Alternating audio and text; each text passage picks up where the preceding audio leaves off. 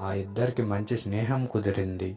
ఊహించని పరిస్థితుల్లో వారిద్దరికి గొడవ జరిగింది.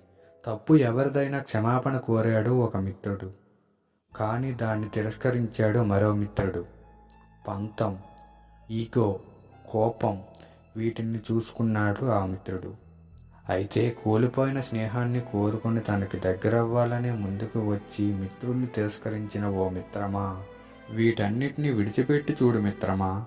నీతో గొడవపడి విడిపోవాలనుకున్నవాడు నీ మిత్రుడు కానే కాదు. నీ స్నేహం కోసం అన్నీ మరిచి మళ్ళీ తిరిగి వచ్చాడు అంటే అతను నిన్నే ప్రపంచంగా అనుకొని వచ్చాడు. అలాంటి వాడిని వదులుకుంటావా? ఆలోచించు. ఒక్కసారి ఆ మిత్రుణ్ణి మనసారా క్షమించి చూడు. వాడు నిన్ను గుండెల్లో పెట్టుకుంటున్నాడు. ప్రేమ కోసం ప్రాణాలు ఇచ్చేవాడు కాదు మిత్రమా. స్నేహం కోసం ప్రాణమిచ్చే మిత్రుణ్ణి సంపాదించుకున్నవాడు అవుతావు.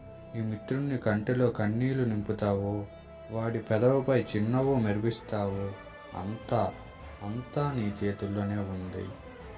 నీ స్నేహితుడిని గుండెలకు హత్తుకొని చూడు మిత్రమా.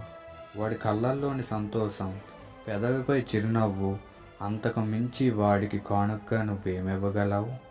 చివరగా చిన్న మాట. స్నేహం శాశ్వతం, స్నేహితుడే అమరుడు. ఇది అక్షరాల నిజం.